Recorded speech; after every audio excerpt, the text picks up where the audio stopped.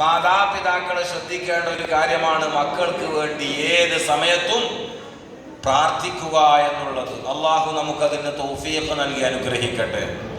മഹാനായ ഇമാം ഗസാലി റളിയല്ലാഹു അൻഹുവിൻ്റെ പിതാവ് നെയ്ത്ത് ജോലി എടുത്തിരുന്ന ഒരു മനുഷ്യനായിരുന്നു. വളരെ പാവപ്പെട്ട, നിത്യജീവിതത്തിന് പോലും ഗതിയില്ലാത്തൊരവസ്ഥയിലുള്ള പിതാവായിരുന്നു മഹാനായ ഇമാം ഗസാലി റളിയല്ലാഹു അൻഹുവിൻ്റെ പിതാവ്.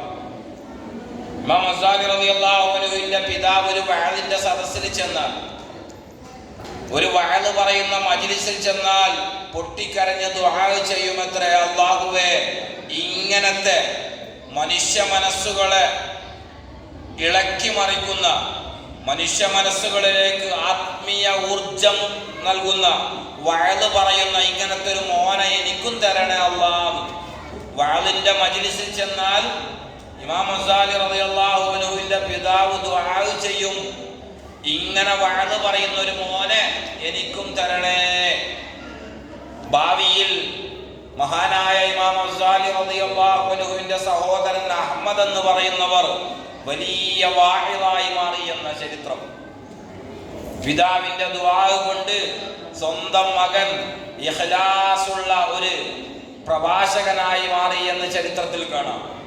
അതേപോലെ തന്നെ ഫിഖഹിന്റെ സദസ്സിൽ അഥവാ കർമ്മശാസ്ത്രം പറയുന്ന സദസ്സുകളിൽ ചെന്നാൽ മഹാനായ ഇമാം ഗസാലി റളിയല്ലാഹു അൻഹുവിന്റെ പിതാവ് ദുആ ചെയ്യുമത്രേ, അല്ലാഹുവേ, ഇങ്ങനെ ഫിഖ് പറയുന്ന, ഇങ്ങനെ കർമ്മശാസ്ത്രം പറയുന്ന ഒരു മകനെ എനിക്ക് തരണേ.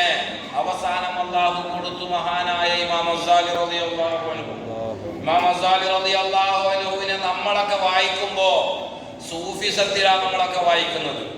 എന്നാൽ യഥാർത്ഥമായി ഫിഖ് കർമ്മശാസ്ത്രം വന്നത് ഇമാം ഗസാലി റളിയല്ലാഹു അൻഹുവിലൂടെയാണ്.